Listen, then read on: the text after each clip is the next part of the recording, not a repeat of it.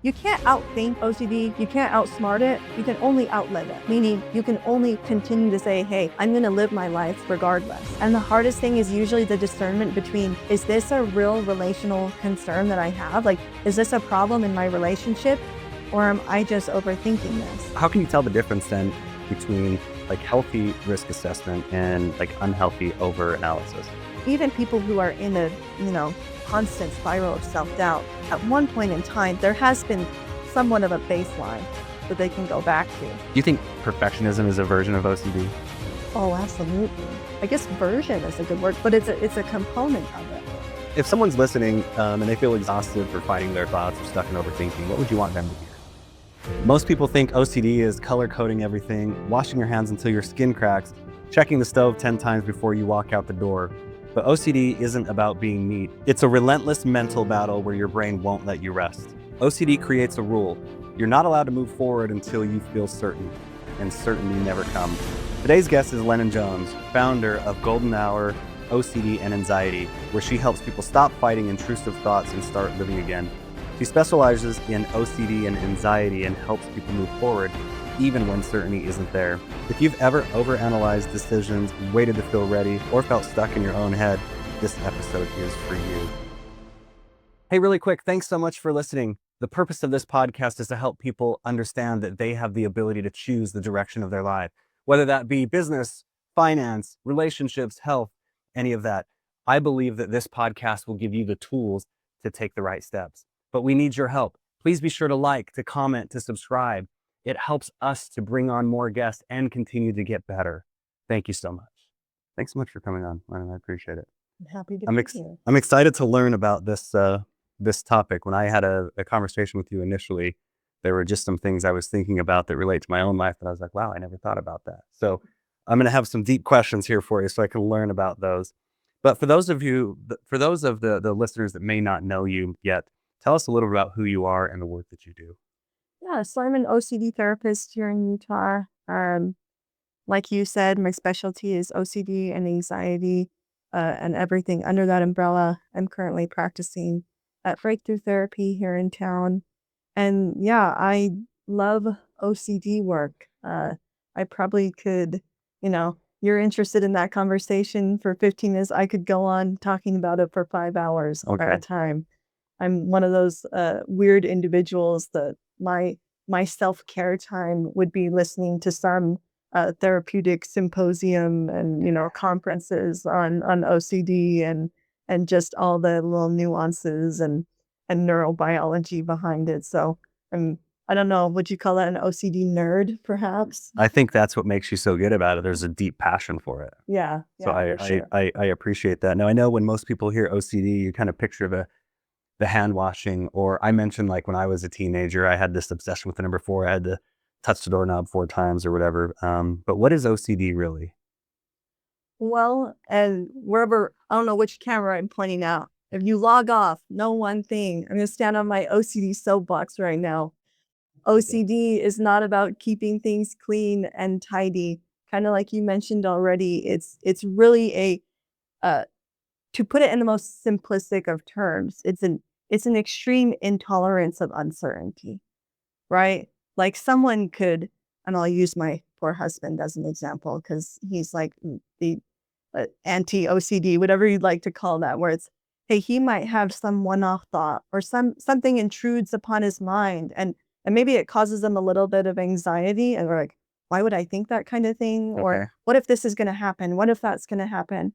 And he could easily go, weird, and kind of move on with his day and feel total resolution. Okay. With OCD, it's really this endless loop of, hey, I don't get that. Like, what if this happens? Back to relationships, even, an OCD thought could even be, what if this person, isn't right for me? What if they're going to cheat on me? What if we're not going to make it? What if this is going to happen? What if that's going to happen? Except you don't just feel it one time and you can find that, relief. It intrudes upon you 100 times in a day. Wow. Or it never, and so the anxiety that causes for, I think, anyone, right, is overwhelming to be kind of in this, as my client said so eloquently last week, crap tornado of self-doubt. Okay. I liked it. I'm going to keep it now. Right. Like and that's kind of where compulsions come in. Right. And that's where, hey, I always tell people it's kind of like the do something urge, like your brain and your body say, hey, I can't take this anymore. Like you got to do something about this. Right. So that kind of shows up as seeking reassurance from other people in relationships. That's what you see a lot. Like, well, do you really love me? Do you really mean that? Is this okay? Can you are we really gonna work out? Like, to which if you were on the receiving end of that, that doesn't feel great either. Right. If your partner is constantly asking you like, "Hey, we're gonna make it," or like, "You're not gonna do this, right?" Or "We're not like, I'm not gonna do this to you," or "Hey, I saw this person and I was kind of, I had some feelings. Does that mean that I don't really love you?" Like, so I had to confess it to you, So that's a big thing too, like confessing all these things, and that puts a strain on a relationship for sure. And doing those things does what? It gives you some relief, right? Like you can ask your partner, like, hey, do you really love me? And they say yes. And then you feel good.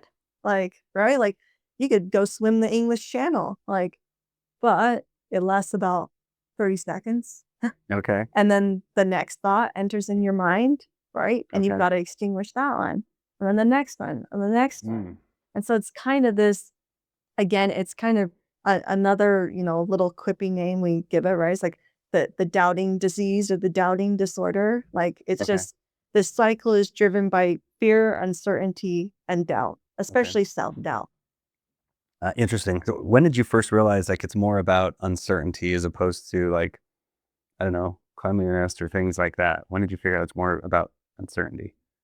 Well, I think that comes back, to me personally. Like what, one of the reasons that I'm so passionate about this is something that I personally struggled with. So I myself just, my particular flavor over the years, as I guess I'll call it, Okay. has just been things like scrupulosity, like religious OCD. Mhm. And so I kind of always known like, hey, this isn't just about cleanliness. Although don't get me wrong, I may also have some, contamination fears as well.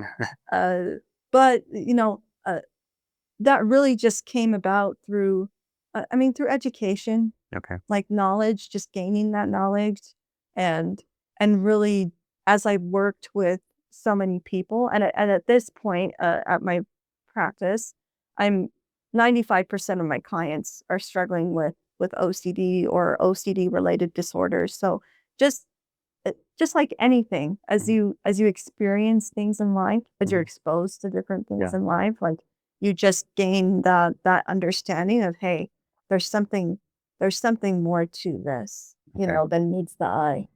So you kind of recognize a little bit of a different pattern, like just the uncertainty. Like all of this involves something around being uncertain Mhm. and that kind of fear, so to speak. Yeah. So you talk about OCD as the brain overestimating responsibility. So what does that mean exactly in simple terms? In simple terms, I think it comes back to this idea of this, I need to do something about this. Okay. Like it can't, right? With OCD, there's a lot of like, if I feel unsettled, then that's an emergency, right? It kind of the simplistic analogy I use is it's like you're microwaving something and all of a sudden the fire alarms are going off. Like it's disproportionate, right? Mm, But there's alarms going off. okay. So your brain is going, well, something must be wrong. So I can't sit here and enjoy my, day old burrito. I have to go find the fire. Like I have Mm, to go figure it out. So now now I checked the house and there's no fire. So it must just be a fluke. So I hit the smoke, I hit the little button, get my broom out, and it goes off. But then I go to sit down and the alarms are going off again. So now I have to be sure, right? Because I don't want my house to yeah. be burning down. Yeah. That's valid, right? So now I'm feeling the walls. Is there an electrical fire? Like, is it in a room that I don't know about, right? I must be missing something. I must not be getting the whole Yeah. picture. And so you spend all this time putting out a fire that doesn't exist, but the Wow. alarms are still there. And so that's kind of like the uh biological component of OCD is that, hey, there's bells and whistles going off Yeah. that for no good reason, essentially. I think that's a great analogy because it's like if we're sitting here and the fire alarm is going off, you can't really ignore it. It's so That would be loud, right? hard. It's really Like strong. if we were trying to record a podcast right Yes. now and the 5 alarm fire is going off, like it would be really hard for to sit here and go, well, anyway, what else do you want to Yeah. know? Like, But internally, yeah. that's so loud. And so, wow. Okay. You mentioned that OCD kind of creates a rule that you can't move forward until you feel certain. Yeah. Can you talk a bit about that? Like how does that work? Well, linking it just real quickly to even that, that little goofy microwave burrito Okay. example, like, uh, essentially it's, hey, I can't sit down and eat until I figure out where this is coming from. Mm, Except it's those alarms are coming, you didn't ask for them, right? right. Like they're intrusive, Okay. right? The fancy word we use for that is these thoughts are ego dystonic, which just means they're not they're not coming from me. I'm not asking for them. They're undesired, right? They're unwarranted. They're unwanted. I would I think most people in my office would say, I'd rather be doing and thinking about anything else, right? Right. And so within that, like there's this idea of, okay, well, where do I, where do I go from here, And a lot of times that leaves people really kind of uh, getting stuck in this analysis paralysis, as Mhm. we call it. Like I'm over analyzing everything, but I never get to a point where I can take that risk. Essentially, like with OCD, everything feels risky. Like even thinking things is Okay. risky, right? And so, in I guess in I'll liken it to business terms here, right? It's kind of like wanting 100% risk guarantee before investing in something or before taking a step forward. And as probably all business minded people know, that's just not possible. Right. Like and if they do, we know what, even more so, if they do give 100% guarantee, look, you're gonna get all your money, it's probably too good to be true. As I'm sure we've even seen people around town here, how that turns out for them. Yeah. It is too good to be true. Right. I'm But I'm smiling because I think about risk the same way as from an investment standpoint. Like I almost have to have it where it's almost guaranteed that I get my money back before I'll put something in. And so I have missed out on some that were really good deals because of that, and I didn't relate it to that. But it definitely makes sense now that you phrase it that way. But it's valid. Like, that's a valid Yeah. the concern itself, Mhm. right? "Hey, I don't want these things to happen. Right. I don't wanna lose out on money because I what?"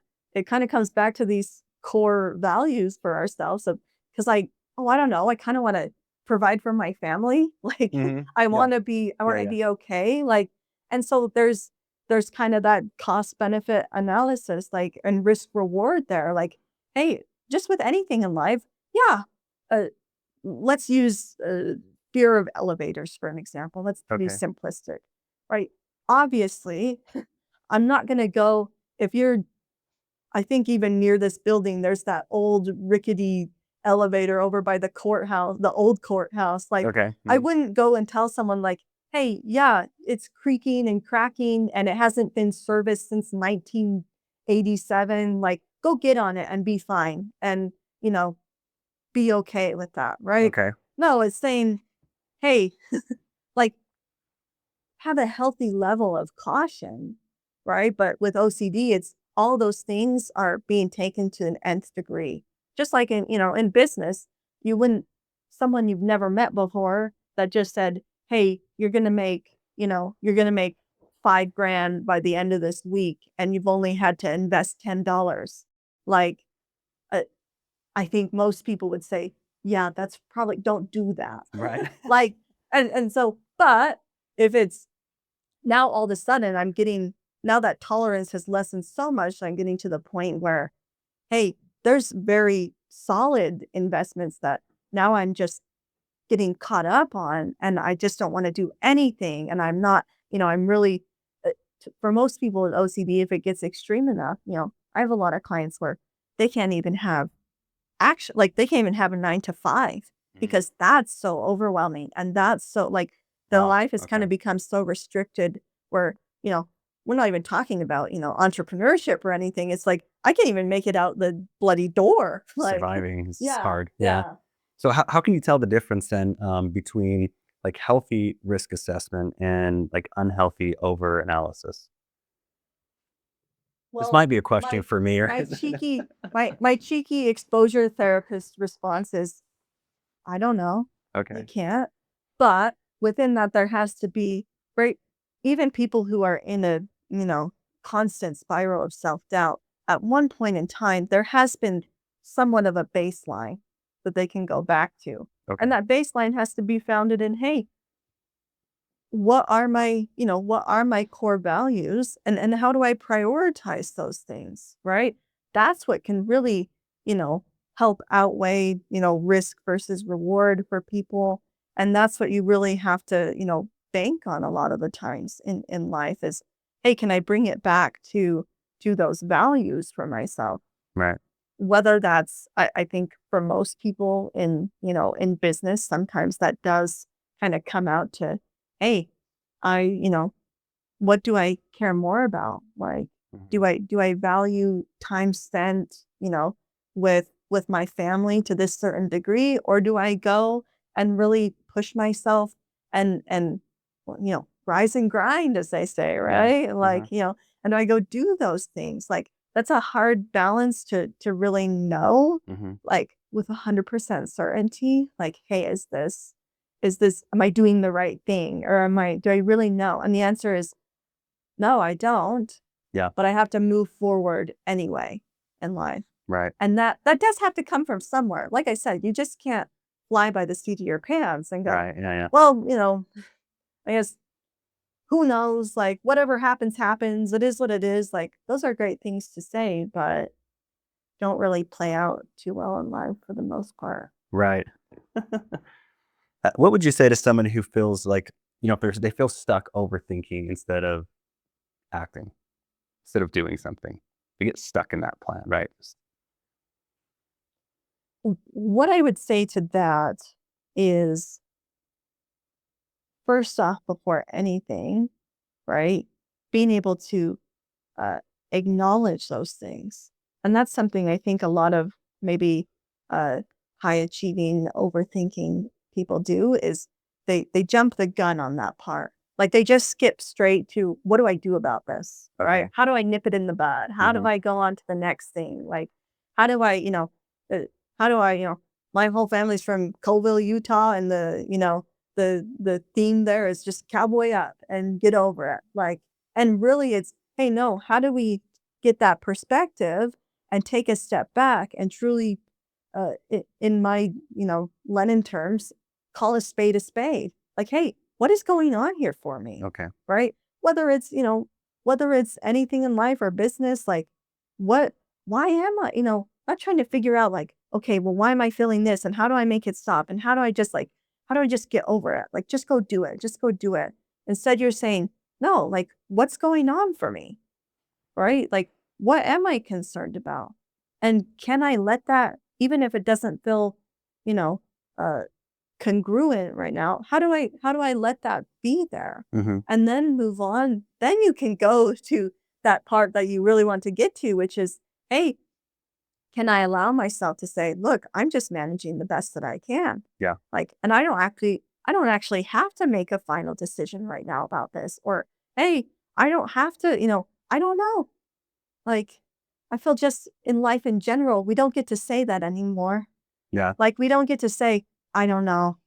I don't know what to think about that. I don't know. I haven't decided yet. Yeah. Right. I don't know what side I'm on. I don't, we don't get that time to decide. It's who are you? What do you stand for? What are you related? What do you want? What do you want out of life? What do you want to do? What do you want to achieve? What do you want? Like, Yeah. you don't get that option to say, hey, I need some time with that. Like, Do you think, and this would be, and I'll kind of share my own experience with this because it kind of comes to like just overthinking and then, or, taking action, right? Is because I've been caught in that trap before where it's like overthinking something. And what I've found that works for me is if I force myself to take action, then it's kind of seems like it trains the brain a little bit. Like, hey, we can break this pattern. It's okay. And I'm going to give you an example. Okay, perfect. And so one thing I used to, I'm not a fan of cold water at all. Like everybody knows this about me, right? And I wouldn't go swimming in the lake because it was cold. And like my pool, I was like, let's heat that baby up to 90. I don't.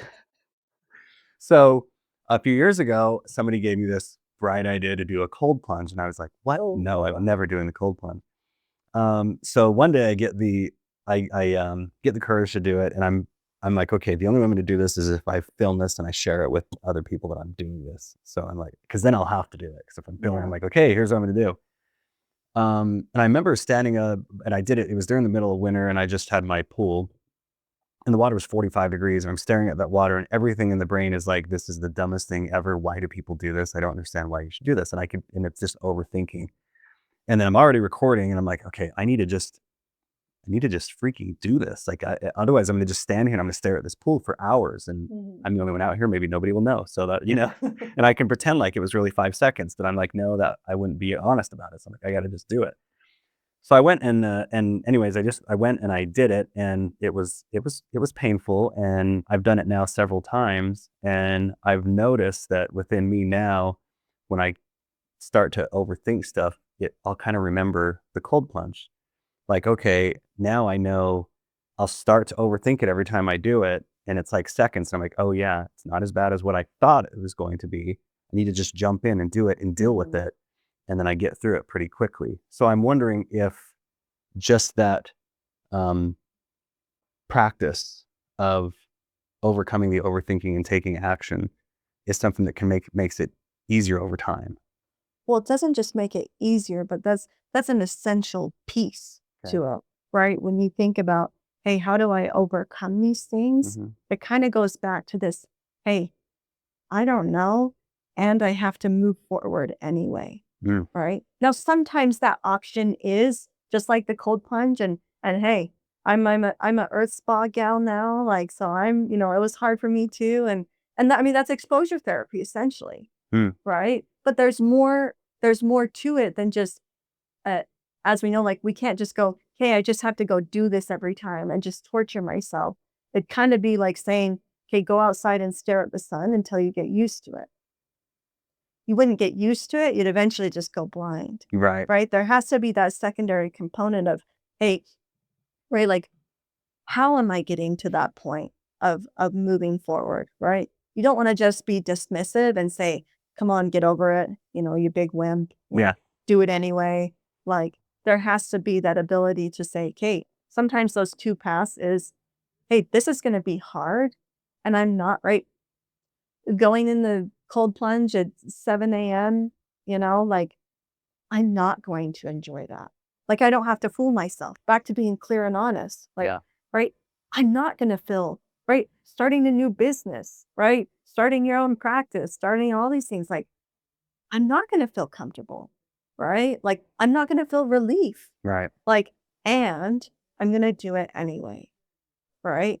But within that, I can also be, cognizant, and I can recognize those times where, hey, maybe I do need to hit the brakes. So I can be responsible with myself, but not overly cautious, right? Like, so you're really putting, essentially, you're really putting that trust and confidence in your own actions, regardless of the outcome, right? Which I think a lot of people, whether they like to or not, we get really tied to what's the outcome of this going to be. And that will help me decide whether I do this or not. Like, is it going to be like, am I going to be okay at the end of the cold plunge, or am I going to get hypothermia? Or am I going to embarrass myself in front of people? Am I going to do, is this like all of a sudden the screen pops up and every possible horrible situation starts playing in your brain. And that's kind of back to what OCD is it takes all those possibilities as emergencies, right? And that's where that responsibility piece ties in, to which you now feel responsible to make sure those things don't happen. Right. So you don't do anything. Right. Because essentially the second you step outside your door, uncertainty follows. Yeah. Like, It's interesting because I can imagine when you're in it, it's so extreme, you know? mhm. But like, if I go back to the cold plunge thing, like the reason why I did it is I thought about if I removed my thoughts and feelings from it, right? And what if I were to tell a friend about it? Yeah. Would I prevent them? Like, I wouldn't tell a friend to go stare at the sun. Like, no, that's going to harm you. Don't do that. But would I Yeah. tell a friend to go in cold plunge? Yeah, he's probably not going to die. Mhm. I have so many people that have done it and not died, and they came out and they talked about these benefits. Yeah. And then I can relate it back to me, like, okay, maybe these overthinking that I'm having about getting in is a little extreme because I'm probably not going to die, even though the brain's like, you're going to die by going in this cold water. Mhm. And I don't know, that was just something that kind of helped me through that. But maybe there is certainty there that I won't die in my mind, right? Yeah. And so I do it. Yeah. And that's hard It's because there's interesting. also possibility. Like with anyone, when, Could be, yeah. most people come into my office and they say, Lennon, logically, I know, yet I feel this other way so much Yeah. stronger. And it clouds that out every Wow. time. Like it just clouds that logic. Like people with OCD are intelligent, right? They are go-getters. They are high achieving. They are, they they're not dumb, right? It's just they come in and they say, this is ridiculous to me, right? These fears are ridiculous.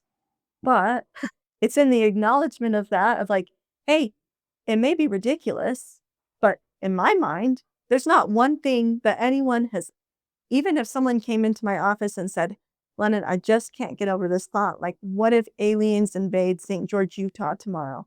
I'd be like, yeah, that would be freaking scary. Like, Mhm. I don't know what I would do. Like, what would happen? I have no clue, right? Like, they're all valid concerns, Yeah. right? So there's really no like logical way to like you can't outthink OCD, you can't outsmart it, you can only outlive it. Meaning you can only continue to say, hey, I'm going to live my life regardless, right? I'm going to Okay. do this thing regardless of if aliens invade tomorrow. I'm going to, I'm going to, I'm going to care for and love my spouse or my partner regardless of these alarm bells that are going off in my mind saying, hey, they're going to cheat on you. You're going to cheat on them. What if you don't really love them? What if you actually are secretly a narcissist and hate them and actually are manipulating them? Or what if, Oh, wow. like it's, hey, can I show up anyway? So is it having just kind of extreme courage when those things come up? Well, yeah, there's courage. And that's kind of the part one to exposure therapy is, yeah, I think to some degree you need a little bit of what's the quote, like 20 seconds of insane courage. Yeah. But there's also the for most people, it's, hey, I went and did that thing. Now I can't stop ruminating about that. Mhm. I went and did the cold plunge, but did I do it the wrong way? And why did I do it in that way? And why didn't I go, hey, I invested that money, but what if it was the wrong choice? And why did I do it this way?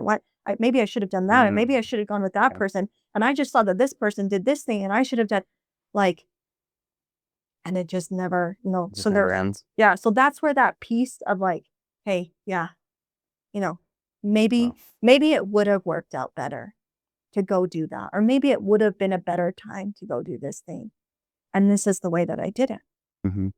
I don't have to agree with it. I don't have to condone it. Like, I just have to accept it. So do they have to be kind of aware that those thoughts might be a bit obsessive and then take a step back to say, like what you just mentioned, like, okay, maybe there would have been another path, but this was the one that I chose. Yeah. And most people do. At Okay. least that come into my office. Most people are highly aware that, yes, I am obsessing over this, Mhm. or I cannot stop this. No matter Mhm. what I do, I cannot break, I cannot get past it. Yeah. I can't drop it, Yeah. right? And everyone usually uh, in their life is saying, just stop worrying about it. Mhm. Stop saying that to people. That's Okay. all. That's my advice. Stop telling people to stop worrying about it. It's not helpful. What would those people, I mean, obviously they're probably telling them they care about this person and they think they're giving good advice. What should they tell them instead? Well, one thing I always say is you can still be comforting and supportive without providing reassurance to that cycle, right? Okay. So avoiding things like, no, that would never happen. You're being crazy. Like, why are you so worried about that? Or calm down. It's no big deal. Or, right. You also don't have to change, like I said earlier, it's frustrating. Yeah. That dynamic is frustrating for everyone, frustrating for the person who is going through that, because that's torturous. Yeah. And frustrating for the person who feels like, man, usually the thing that comes out of people's mouth is, nothing's ever good enough for you, is it? To which that person with OCD takes that and runs with it, which is, maybe I am just being selfish. Maybe I am just thinking about me. Maybe I'm not, And so really going back to, hey, how can I still say, hey, like, I'm here for you. Like, I know this is hard, right? Or even, even going back to maybe simplistic therapeutic labeling, like, hey, this is an OCD thought. I don't know many people who, let's be realistic. I don't know many people who are like out there talking with their spouse and they're like, this is an OCD thought right now. I'm going to do this instead. So you kind of have to find your own version of that. Right. Kind of like I said, back to, hey, can we call a spade together? Just like in any couples therapy, it's us versus the problem, not me versus you. Because if you turn something like OCD or intrusive thoughts into a character trait, you're going to lose out every time. Yeah. Like, no one's going to win. Everyone's going to be miserable.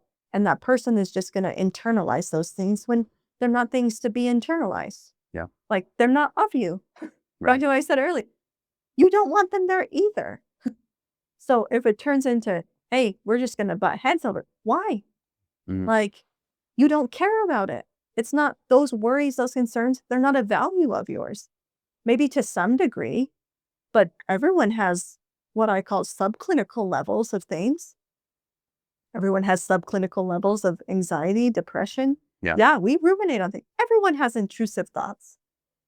When partners come in and say they can't understand what, really? Yeah. You've never had some weird image, some weird thought, some doubt, and gone, man, that was a little scary. Or why did I think that? Or never had a song stuck in your head that you did not bring about, right? It kind of goes back to when I have little, kid clients, I always do the little exercise. I say, okay, I want you to picture a pink polka dotted penguin in the room with us right now. And they go, why are you making me do it? Just picture it, okay? Now stop thinking about it. All right. Stop thinking about the pink polka dotted penguin. Stop picturing him running around here in the office, peeing on the floor, smacking me in the face and running out the door. Like, they can't. And then I usually kind of dig in a little more. Hey, well, why can't you stop thinking about it? There must mean something about you, right? Like, and it's actually bad if you can't stop thinking about this thing. And it's actually kind of wrong. And that must mean that you don't actually care about all the other animals in the world if you can't stop thinking about the pink polka dotted penguin. Because if you really had control over your own mind, then you'd be able to get it out of your head like that, right? Like, and then they start panicking, like, oh shoot, like maybe they're, like, as I'm still thinking about it. like, but that's intrusive thoughts in a nutshell. Like, it intrudes. Yeah. You did not wake up this morning going, yes, I'm going to be, it'd be great is if on a podcast I'm recording today, if we could think about pink polka dotted penguins, because it's been buried deep there in my mind all day long. No. But you replace that with things a little closer to home, right? What if we're really not meant to be together? What if I do get my kids sick, right? What if I'm not responsible enough? I'm not a good mom. I'm not a good dad. And they just What if kinda I leave you do, there. what if I don't wear my, what if I don't do this? What if something does happen? And then, right, life really starts to shrink, right? What if I do lose all my money if I do this? What if I do, what if I don't have, what if this doesn't happen? What if this does? It's endless. Yeah. It's endless. And I'm still thinking about the pink polka dotted penguin. Okay. Anyways, okay. I wanted to talk a little bit about how this might affect entrepreneurs and like why people get stuck in researching second guessing and reassurance loops, because you mentioned that a little bit in those loops, and it kind of made sense to me. I think in where I've come across a lot of people who either want to start a business or want to make a major change in the business, and it's this constant loop of planning. Yeah. It just never and they get stuck in that stage for years in some cases I've Yeah, seen, for sure. But why do they get stuck there? Well, I think uh, with the majority of people, there is this line of dreaming and doing. Mhm. Like there's a motivation gap for a lot of people. And sometimes that's widened by just natural circumstances. Again, kind of coming back to the prioritization of values, Yeah. like, hey, I could go do this thing, right? I could go out and do this, but maybe I just don't have the resources right now. I don't have the, the financial capital. I don't even have the social capital. Like I don't have the family. I don't have the support, right? So there are definitely real barriers, but beyond that, if it's, hey, every duck is in the row and it's just waiting for me to, press the go button, a lot of that can really come back to that kind of loop of, hey, what if, what if, what if, what if, what if? Mhm. And again, right? Those those what ifs never stop. So I think again, as far as to answer that question of what keeps people stuck in that place, uh, if it's really just on them, I think a lot of it goes back to uh, uh, getting stuck in that analysis paralysis, Right. right? Like the that risk is just playing over and over and over and over and over in your head. So of course the risk outweighs the reward, right? Yeah. Like of course the risk is greater because it's on repeat nonstop, right? So uh, if you had no one else to bounce that off against, right? And that was just all on you to make those kind of decisions. Well, yeah, of course you would never take the next step Mhm. because in your mind, well, that's dumb. Why would I? Why would I go do that thing when it's never ending? Yeah. You mentioned in what you submitted, entrepreneurship requires constant uncertainty, and that's especially difficult for someone with OCD to deal with that uncertainty. And I guess how do they get past that? How do they move forward, or how do they make the decision like, okay, this is something I still need to do, and not just, you know, not do anything. hmm Well, the big thing that I say with that is really the only answer is to lean into that uncertainty. Love that. Meaning, hey, I right. The only answer is experience, Yeah. right? Maybe From have a a lot of the little time, courage and lean into it yeah, to start like there. the only answer is saying, hey, maybe this will happen or maybe it won't. But again, like I kind of said earlier, like coming back to that baseline, sometimes giving yourself enough, maybe not courage, but confidence in, hey, the reason I'm doing this anyway is not because of I want, obviously, yes, in any, business venture to make, we want to make money. Do we not? I like money. Yeah. Okay. As a therapist, I'll never see a lot of it, but I value it. But there's uh, there has to be some grounding, value. And hey, but if I made none, if it totally, if I fell flat on my face, like I have to be able to say, you know, I would do this anyway, right? Like maybe Mm. that business venture would fail, but I've been responsible enough.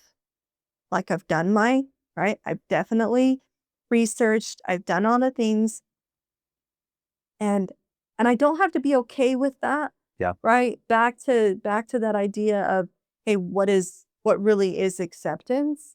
And that's I don't have to who would be okay with the thought of losing out on, you know, thousands or hundreds or whatever? Like Right. who would who is okay with feeling embarrassment and failure at something? Who wants to be how many people have had failed businesses here and little St. George, Utah, and you hear about it. Yeah. Like, who wants to be the talk of the town? You know, like, not me. Yeah. I don't like it, but I know that it's a possibility. Yeah. Right? And I have to be able to accept that. I'm a really good therapist. I have my Lennon statistic that I truly believe like 8 out of 10 therapists probably shouldn't be. Like they should do something else in all honesty. And I'm okay saying that. I think I'm in that small percent. I'm good at what I do. Now, have I had human moments? And I definitely know there's some people out there saying that gal doesn't, she can't shake a stick at, being therapeutic. Yes, I do. Like, and that's a very hard, those kind of things are hard to settle in my mind. Like, that's the kind of stuff that it does keep me up When you sometimes. have a human moment and you're Yeah. like, wait a minute, I'm an Yeah. expert in this, but I had a When human I moment myself. when I come back from Christmas break and I've had it before where I have just straight up forgotten to schedule people and they've gotten upset and they don't come back. I know they're out there saying, man, what an unreliable human being. Mm, You want to get, yeah. you want to get to me? Like you say those kind of things Yeah. about me. And I know it's probably out there. Like that's hard to accept that. I don't have to be okay with that. But I also don't have to go track down that person and send huge long texts anymore saying, "Hey, I'm just so sorry. I just want to make sure that you weren't actually thinking this and you know, I can go help other people anyway." Yeah. Right? We get burned in business. Like you can look at it and say, okay, they must not have been a good fit anyways. So I need to go find somebody. I don't even have, here's the thing. I don't have to justify or rationalize it Okay. to make it make sense. Like I don't have, and I think that's what we jump to as well. Yeah. Like I don't have to go, oh, well, maybe that was, well, what, kind of jump to that. Like, well, maybe they just weren't ready. Or maybe, I think that's something you hear in the therapist world a lot. Like, well, they just weren't ready to do the work. Like, okay. Yeah.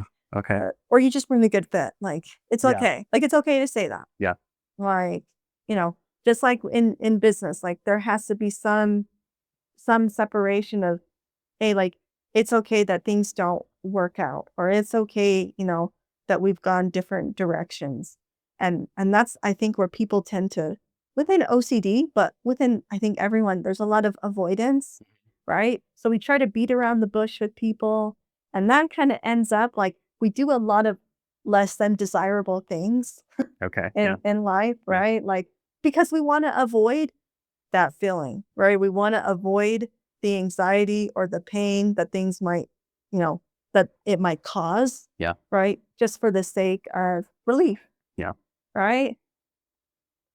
We cancel, a simple example, like canceled plans when you're having such an extreme amount of anxiety leading up to an event and it gets canceled.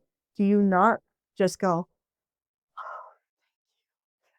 like, you know, I things understand. like that. Like that feeling where you didn't feel better because you did anything to feel better. Like you just avoided the situation. Right. Like you maybe don't take a risk, in some business venture. Mhm. Like and you go, "Oh my gosh, thank goodness." Like I'm so, it might have just been avoidance, right? Now, Yeah. sometimes it comes back around and you go, and this is what's hard is that sometimes we get confirmation bias, especially in business when we see people maybe a year and a half later, and we go, oh, thank my lucky stars that I didn't do anything with that person, Yeah. But Yeah. that doesn't happen every time. Sometimes we see people and go, geez, why didn't I think of swig? Like, or why did I hop on that bandwagon or things, things like that. Like, Yeah. yeah, and you're gonna feel things. Right. Like, and they're not gonna be good things. Yeah. Do you think perfectionism is a version of OCD? Oh, absolutely.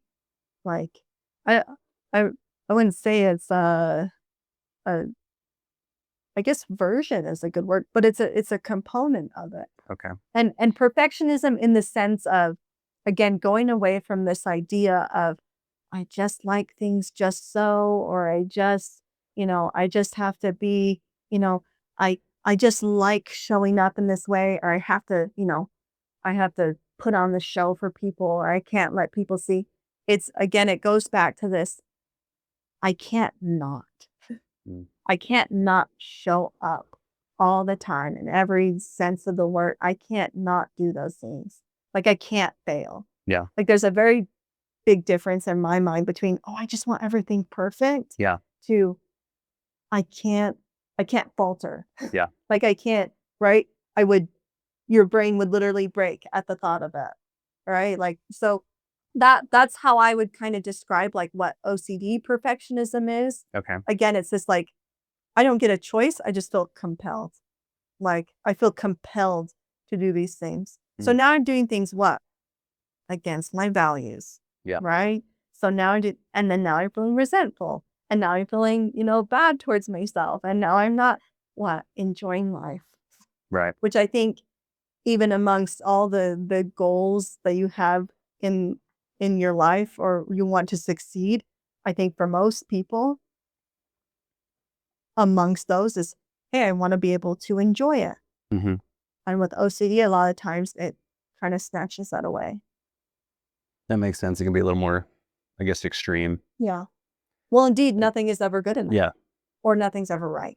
Yeah. So, I mean, the way that I relate to it. So I have a couple of businesses that are in the real estate field. One of them in particular being a mortgage company, and I am very particular about processes and everything just going through exactly the way as planned. But in mhm. mortgages, there's like 13,000 things that can go wrong, and at Yes. least 12,000 of them go wrong on every file, and you just try to prevent that from stressing out the client.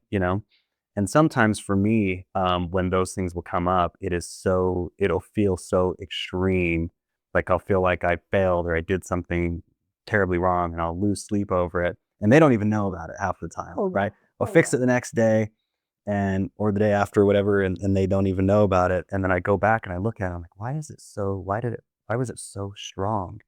And if I took a step back and I was coaching somebody else through it, I'd be like, oh, this is part of it. These things Oh, come you have up a and you get completely through it, different or it would be response. fine. Yeah, and it'll be fine, and you'll probably work it out the next day, and it'll be great. But to me, it's like we're never gonna get another loan in. We're not gonna get any more business going forward. Like it will go so extreme, and then I'm like, what the heck? The next day, I'm like, why did that pop up? They're So like, this oh, is it's fine. making me think of that. Like, what are the areas of there's might be some things like that are affecting my own life to where, okay, I understand that if I have this requirement that the process be perfect for clients, and that's obviously unrealistic in this type of business Yeah. or any probably, But it's still you your do your health. can. Yeah. Like it's still like, Yeah. and this is, part of accepting that, hey, those things are going to happen does not mean diminishing your actual desire, Okay. right? Like, do I, do I desire to do everything Yeah. perfect and have it go smooth? Do I desire, I desire a lot of things, Mhm. right? Like, and that keeps us motivated, right? That's the reason most people are able to go out and succeed in life is that they have that. Like, uh, again, a really quick example of that is I had a client in the past and uh, like most things, big life transitions just take a hit on you in life, right? So she had a baby and she was very, like perfectionist. I would definitely give her that label, right? Like would go she was like every other parent's I would say nightmare, right? As in showed up at every meeting, like we had all the elaborate, like cookies and desserts and showed up at all the school events and was there for and she loved it. Yeah. Like that wasn't like she felt compelled to do those things. It was I love these things. Like I love going above and beyond. Like it fills my cup. Yeah. But then you have a baby and all of a sudden that value drops where? Mhm. Way below the baby, Mhm. right? And so you can't do those things anymore. So one day she shows up to the, school and the teacher goes, oh, do you have her, I can't remember what it's called, like star student project. I mean, even her telling me like the just blood ran out of her face, like, I forgot it. It was Me. extreme for her. Me. Who am I? And what's happened to me? But someone like me would forget that. Who am I? And what's happened to me? But someone, the mortgage extraordinaire, forgot, this step got messed up, Yeah. right? And you can't let it go, or you can't stop thinking about it until it's fixed, right? Yeah. And some things in life, they don't have a resolution to them. Mhm. A lot of things that happen in life, there's no real, hey, you think about whether it's chronic pain or death or really anything, there's no there's no there's no end that gives you total relief. Like, you just have to keep going forward, right? Yeah. Like, but you don't want what? You don't want to say, well, I guess I'm just a hot mess now, and this is where my life is, this is where my life is capped, or man, Because of this, that one yeah, thing. like, man, this business, it would be like saying I ate a bad piece of fish and now I am a bad piece of fish. Like, it doesn't make sense. Right. Like, But we no, live that. But we live it yeah, you occasionally. ate you ate a bad piece of fish, and it has, if you try to ignore it, right? You get food poisoning, and you try to go like, well, mind over matter, like, it's not gonna it's gonna matter eventually. Yeah. Like, it's gonna come out one way or the other, and it's gonna have an impact on you. Like, and you're gonna feel it, right? Right. And that's the part of acceptance and acknowledgement that I'm talking about is, hey, you have to acknowledge that there's an impact to these things. Yeah. Embarrassment, right? Failure, just, oh, the pit in your stomach.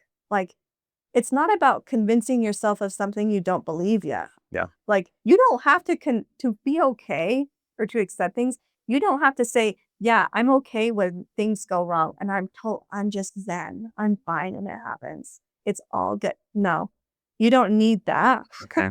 to fix the problem, or to handle it, or to manage it, or to move on to the next thing. Right? You don't need that 100% guarantee. Right. You just need to be able to say, hey, I'm gonna show up anyway. I'm gonna do I love this that. thing anyway. It's It's gonna be it's hard. interesting to me how some certain things affect people differently. Because like when you and Kara, you can laugh at me for this, and that's fine because she knows this. But anyways, like the what you just mentioned, where she shows up and she forgot it, right? Like I kind of put myself in that experience, and I'm like, yeah, I'd probably be like, oh, well, I forgot it. I don't know. Wouldn't be a big deal. Wouldn't even be a Yeah. thing. But if we, in the mortgage business specifically, if we send an email to a client asking for something that we already have, it's like, and then You're you like, look at it, you're and they're Googling, like, how do I unsend Gmail? I know, and then How you're can I like, hack someone's Gmail ethically? then I'm like, is that really the biggest deal? It's not the biggest deal, but for whatever reason, it feels so extreme. Where it's like, hey, Yeah. we've got so many different things, and yeah, we already have that or whatever. Yeah. But that's the same. So when I'm hearing that story, and I'm thinking, I can't. That doesn't make You're like, sense. And then I look at right. mine, and I'm like, this woman would probably laugh at me for mine. Like, you sent an extra email, and you're like freaking out about that. Like, Yeah. yes. Mhm. So it's so fascinating just how it shows up differently for different people, I think. Yeah, absolutely. So you talked a little bit about acceptance. What does true acceptance mean? I think it was in the stuff that you submitted, and I don't know if Mhm. it was more relating to just accepting that the things as they relate to OCD, like accepting those, or accepting the end result, maybe. Yeah. I'm not sure. Does that make sense? To me, right, I think true acceptance is, uh, again, as a therapist, I'm so full of metaphors. I can't Go just ahead. be I love them. straightforward about Yeah, anything, share them. I like right? them. That's But it's helpful. it's this, like, right, if there's this tug of war, and true acceptance is not winning or getting one side over the other. It's just saying, hey, I'm gonna drop the rope. Like, I'm not gonna play the game anymore. Okay. Like, right? It's not, you're not resigning yourself. Like, all the time people come in my office and they're like, I've just accepted it. I just accepted that this is the way it is. And I kind of go, really? Because you kind of seem miserable, or you kind of don't, like, you don't seem like you're all right, right? Or they just say, "Okay, well, how do I accept this? Like, when they actually maybe are kind of at a point of like real acceptance, and they're just trying to force themselves to fully be okay with something. Okay. Like to again, I'll use, I'll use a big example, things like grief. Like, how do you truly accept that your loved one is gone? Mm. Yeah. I don't think that would, uh, you'd never, and my family's well acquainted with grief, and I don't think I'd ever, look back 10 years from now and go, you know what? They're gone. It is what it is. I'm fine now. I've accepted it. I'm okay. I'm okay that they're not here. No, I'll never say that, No. right? Like, ever. But there's this idea of, but life grows around me and I can continue to grow regardless of what's happened or who's not here anymore. Mm-hmm.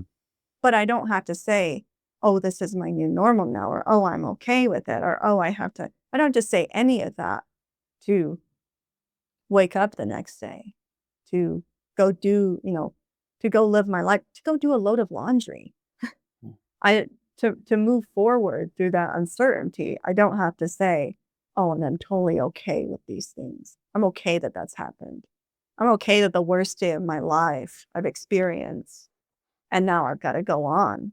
And wait, you're not pretending that nothing's happened, right? But you are still creating some of that forward motion for yourself. So when you say drop the rope, does that just mean kind of that internal battle of it? Mm-hmm. Okay. Yeah. I mean, uh, to put it in simplistic terms, kind of everything we've been talking about, it's this, how do I run it through these thoughts or these fears through this filter of, okay, back to that acknowledgement piece, right? Being, how do I be clear and honest with myself? How do I call a spade a spade? And then how do I meet it with as much neutrality as I can at that moment? Meaning, maybe it's the simple, I don't know what's going to happen. Yeah. I don't know how this is going to play out. Maybe this will, or maybe this will, right? Maybe I should do this. Maybe I should do this. I don't have to make a final decision right now, right? I just need to manage the best that I can. And sometimes, say for example, you're trying to decide on some business decision, like give yourself some bounds, not like a deadline, but like give yourself some time to sit with things. Like, hey, allow yourself some of that, some discernment or some ability to, there's a reason we say things like sleep on it, Yeah. right? There's a reason we say things, but there has to be, right, some intentional effort with that, right? And that's where then we kind of, tell people, hey, we move into the fancy word we give it is values-based action, which sometimes can mean literally anything else other than ruminating on that right now, right? So, hey, I don't know about this. This is how I'm feeling about it. And you know what? I'm going to send another email anyway, explaining that, oh, shoot, you know what? I actually accidentally sent this twice. We already got this from you. Yeah. Don't worry about it. Like, I have to show up, I've got to show up for my other clients anyway. I got to go do this, but you're not dismissing anything. You're not saying, oh, and I don't have to think about that. Yeah. Now, hey, in all honesty, if that if that sending of the email got to you so much so that you were like at a 12 out of 10, then you're kind of in that other category. Okay, how do I, again, I probably need recognize, therapy for that. right? Like, how do I I probably- recognize? Carrie's laughing because she's like, yes, you do. She's like, here's her card. Your appointment is next week at 9 a.m. Right? Like, it, if you are at that point, that's a time where like, hey, I have to do something.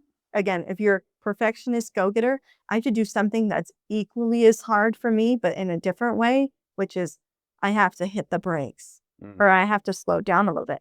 Or heaven forbid, I give myself a little grace, right? Like, and do that, which is uncomfortable, I would say, for most people who have perfectionistic tendencies.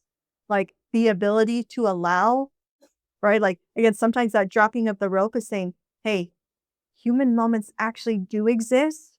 and I still get to be a good and Yeah. decent person who cares about what I do, who strives for, greatness, who wants to have a really great life, who wants to be well-rounded, and these things still get to happen. Yeah. But I don't have to like it. Like, I like that one. like sometimes I say, like sometimes I even say like, hey, and unfortunately, like allow yourself to say, well, and unfortunately, this is what's happening. Or unfortunately, this is the way I feel. Allow yourself to say that. Yeah. Like you don't, again, going back to this idea of like, do not convince yourself of something you don't believe yet. Mhm. Because otherwise you're just doing the fake it till you make it. But I kind of like, and maybe it's just semantics, but I like the idea of, hey, I do have to practice a principle until it becomes my own. Yeah. I have to go to the cold plunge until I kind of can have my own, my own flow with it. Yeah. But like, if I just kept plunging, I just kept shoving my head under that water when I wasn't necessarily there yet, or I was pushing myself too far. Like, it's not gonna do you much good. That makes sense. Mhm. I want to switch gears a little bit Okay. to relationships, specifically romantic relationships. How does OCD show up in a romantic relationship? Oh, in so many ways. Okay. Uh, was it, uh, he loves me not, he loves me, he loves me not, like, Okay. you know, uh, again, kinda it just relationships are already filled with vulnerability, insecurity, self-doubt, and then you just put that essentially, you just have to envision it like it's that on hyperdrive. And the hardest thing is usually the discernment between, is this a real relational concern that I have? Like, is this a problem in my relationship? Or am I just overthinking this? Mm. Or am I thinking too much about this? Right. And sometimes it's, well, how do I ever tell the difference? The number of people that come into my office and they say, I just think I should be done. Right. Back to that. If I just avoid it all, like Mm. I don't Yeah. have to then I don't have to struggle with this. I'll just get relief if I'm not in a relationship. A lot of people can't I can't tell you how many times, I've had people come into my office and they said, I just broke up with my girlfriend, my boyfriend. I just got divorced because we couldn't figure that dynamic out. We both were just exhausted. Right. And it's a really, right. It's not just exhausting, right, for the person who's going through those mental hula hoops, but again, it's exhausting for that person that's like, hey, I don't wanna be in an environment where I'm constantly being questioned, Yeah. right? Or where someone else with me is so in the throes of never-ending doubt that they don't know. They're not sure about us. Is that where, when you talked earlier about the constant reinsurance, like Yes. maybe, a couple of times here and there is okay, but Yeah. it's like all the time, Yeah. constant. Like I need to know. Yeah. Okay. Yeah.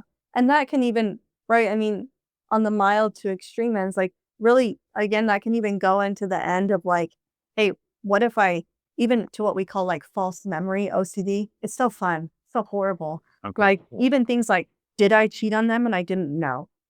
Did I cheat on them and I forgot? Did I look at this other person and I just didn't realize? And that's why I'm feeling this way right now. Mm. Again, kind of this never ending quest to figure out like, why is the alarm sounding? If Mm. there must be a reason to it, right? And the hard part is what? Boy, in relationships, uh, is the evidence not provided? Like like, if you had a doubt, like, "Man, maybe this isn't right. Geez, they probably did something at 8 AM, 12 AM, Yeah. 5," that, like, would give you some confirmation bias, like, Yeah. "Yeah, There's that always was a crappy thing to do." evidence But both going back, sides. yeah, going back to there's al there's always gonna be something to validate some of those things, like but more often than not, I do see a lot of people where it's just they kinda spiral themselves into or they keep it inside, Mm. right? Maybe the other person doesn't know any of this, and it's just like this pressure cooker, right? That's ready to explode. And so you're just irritable all the time, maybe, or you just become super passive and just let everything go to the wayside. And so, yeah, there are some, trust me, you know, I'll call myself, I'm a biased therapist. I have biases. If you ever hear a therapist say they're unbiased, they have a totally unbiased, they're lying. Okay, camera two and one, they're lying. They have biases. All right. And that's It's okay. hard not to. You're It's human, hard right? not to, right? And so like in those moments, like there are people who come in and like, yeah, that's not okay. Like, yeah, that is that's a concern to me as a therapist. Like, hey, I don't think that is, just I don't think that is healthy or kind or loving or yeah. But because of that self-doubt, right, they kind of talk themselves into, well, maybe it's just me. Mhm. Maybe I'm just the one. Maybe I am worrying about it too much. And then they've almost kind of uh, uh, manipulated themselves, so to speak, Okay. into being okay with things that, again, go against the things that are most important to them or go Can against their own values. you give an example of something that you've seen within that? Oh, so No names, common. no names. We're not no Of names, course. but yeah. I'll just use here. But Let there's me. probably some, and there's probably That's fine. multiple of one, but Like, I'll just use myself. Like, I think a very common, a very common example is even things like seeing old photos, maybe of past relationships or seeing, things come up and naturally because unfortunately I don't have a Men in Black pen and I can't just like, erase people's memories. okay. Like when things get activated like that, the file's going to get pulled out and you're going to feel things and you're going to remember things, right? But with OCD, again, it doesn't just let it go back in the file. It says, well, why did that file get taken out? Why am I thinking that about that person? Does that mean I don't love my current, my current boyfriend or my current spouse? Does that mean? And so I got it. Now I'm reading the receipts of all the relationships I've had in the entire past. And now I'm reading through and now I'm over analyzing well, why did they do that? And why didn't I do that? And maybe I made the wrong choice. And maybe I shouldn't have done that. Was I, and so again, it's just this back to just over analysis, to which usually for most people, that blocks what? Again, it's that I can't move forward in that relationship. Yeah.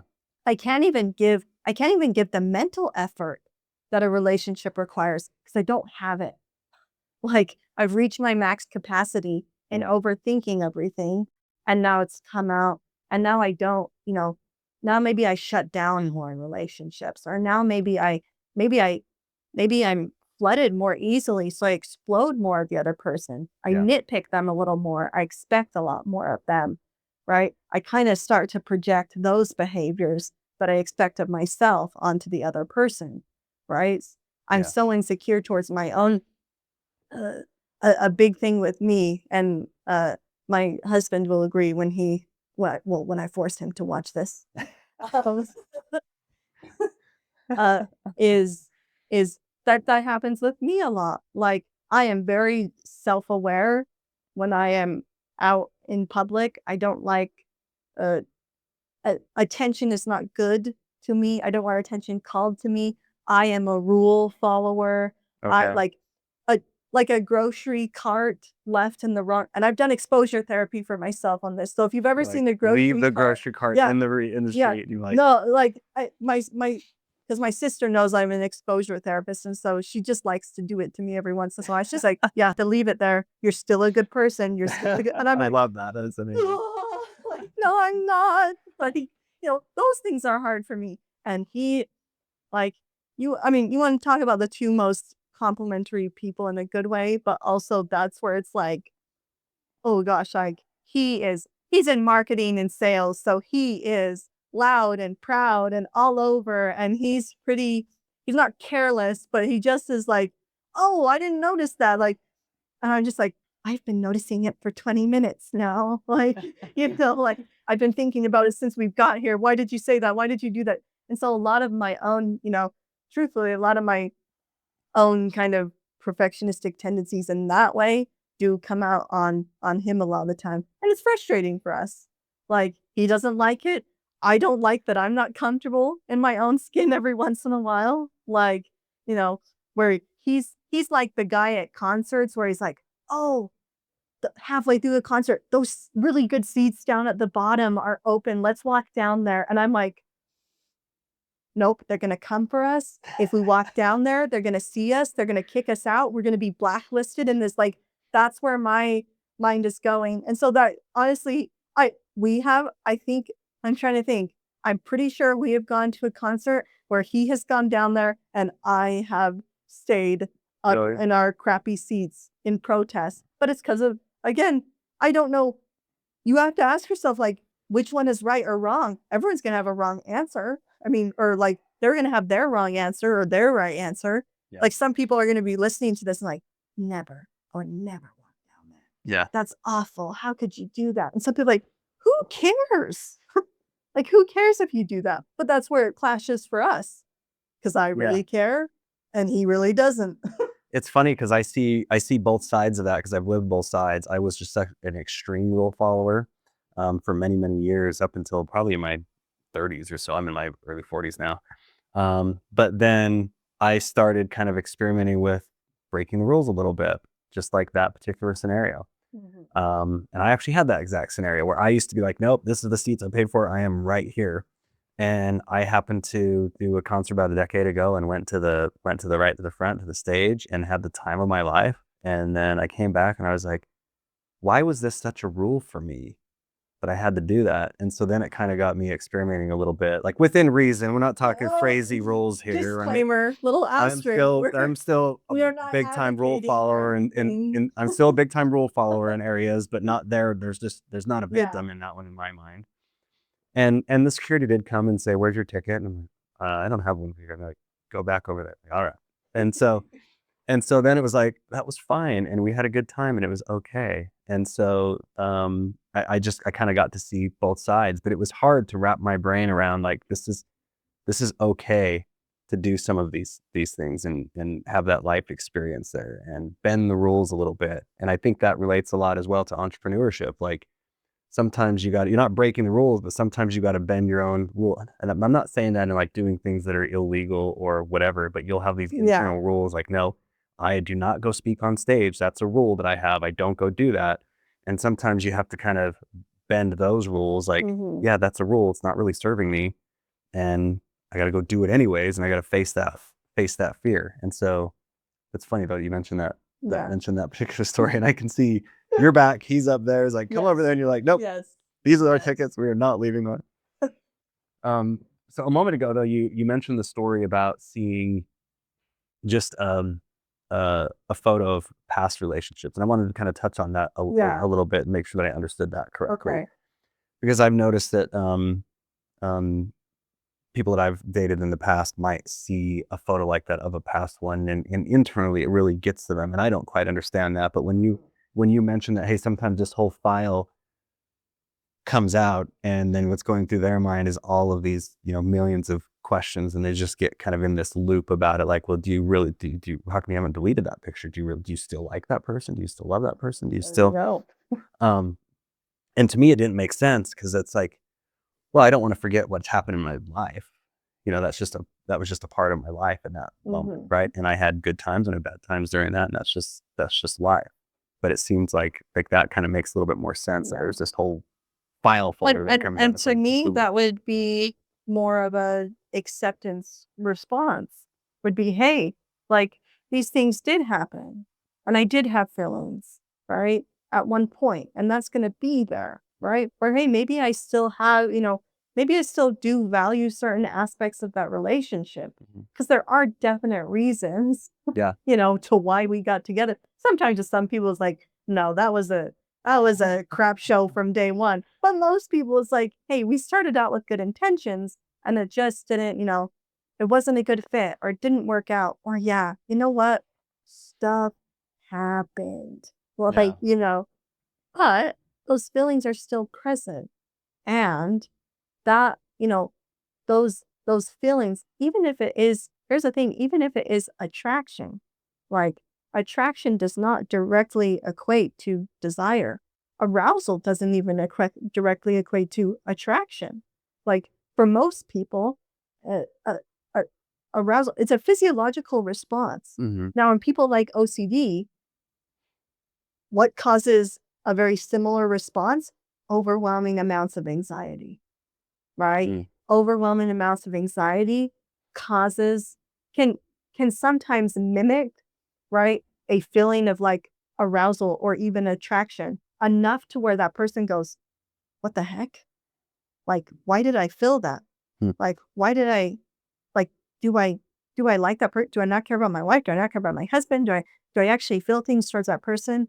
And then it just goes back into that spiral of like, "Hey, can I figure that out?" Yeah. Versus, "Hey, can I actually acknowledge what happened so that I can give myself some time to figure it out before I jump to, okay, well, how do I make it go away now?" Right. When you don't even know what it is yet. Mm. Like, you don't even know why you felt that. You've only felt it for, 1 day or 30 seconds, or it's just been the past hour that you felt that Yeah. or that you experienced that thing. And that can be very, for most people, I'd argue, that's one of those like black or white, all or nothing, feast or famine feelings where Mhm. it's like, well, I have to be all in or all out on this.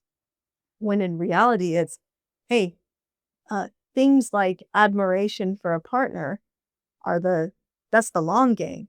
Yeah. Like, that's not something that you feel every single moment, every single day of your life. Down to the simplistic of most simplistic of ideas of, hey, I can love my husband with all my heart and want to throw him out the freaking window the next day. Like, that has to exist. Okay. It has to. Like, and if you don't allow for that flexibility of that, like, I think there's I don't know who said it, but it's life up close is a tragedy. Life in the wide lens is a comedy. Like Okay. when you have perspective, right? When you can take that true step back, there's more to work with. Yeah. Like there's more, even from a logic point of view, there's more evidence to pull from. Like, but that email comes in or Yeah. you send it and you go, "Oh, crap, I already said that." Like, it's panic. Like, Right. it's right here and you've got to deal with it. And it's, what do I need to do to kind of take that step back from it for myself? Right. And that's hard for everyone, OCD or otherwise. I Right. think that's hard for most people to do. Yeah. And I like that you just said, like, in the relationship, it's okay for you to love them and then want to throw them out the window at the same time, because sometimes there's ups and downs, and If that's it's not, okay. I'm screwed. Like, you know? And it's good advice to realize, hey, you're gonna have those moments, and that's okay. I mean, you don't want to live there the whole time. That would Yeah. probably be a problem if it's like all day long, but you're But gonna. that's the marker, right? Is, hey, well, am I experiencing these things?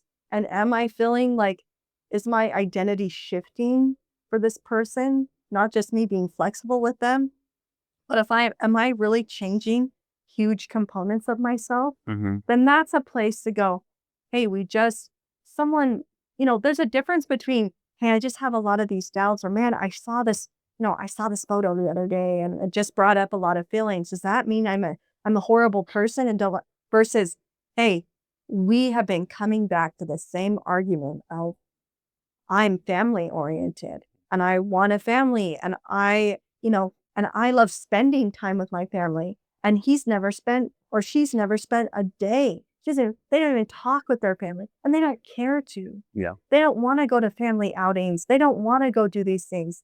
And that's all I care about, you Mm. know? Like those are That's a that's a big, big one.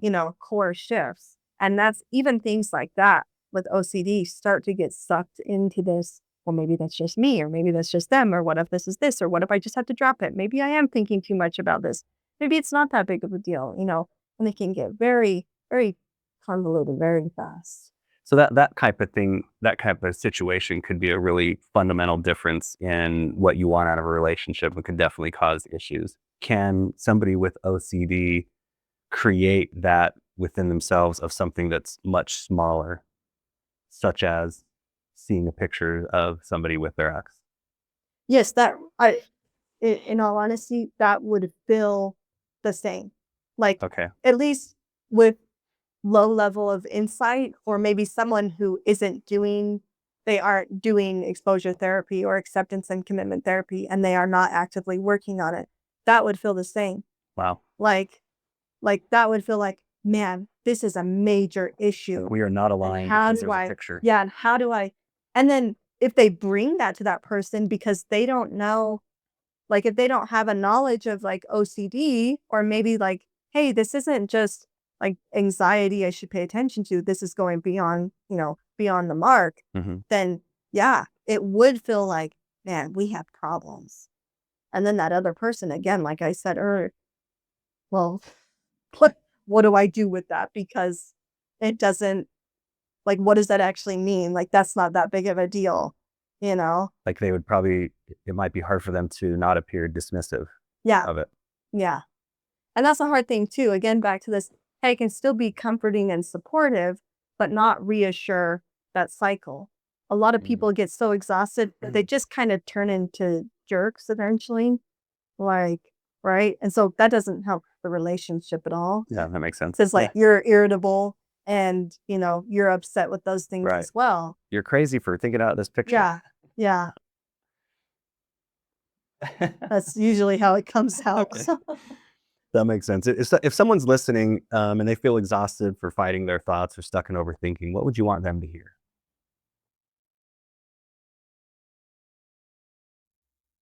I I'm not gonna sit here and say, "Oh, it's okay, like, just, you're doing the best you can." They're trying to say that to themselves anyway right now, and Yeah. it's not. They're not believing it, right? And so instead I would say, practice. Like, practice acceptance. Practice sitting with those things. Like, again, back to practice, acknowledging those things for yourself, right? Again, going back to, these are things that you can't outsmart. You can't outthink it. You're already, uh, more often than not, I say, like, usually people with OCD or people who, maybe have some obsessional thinking, you have the self-awareness of 20 different people.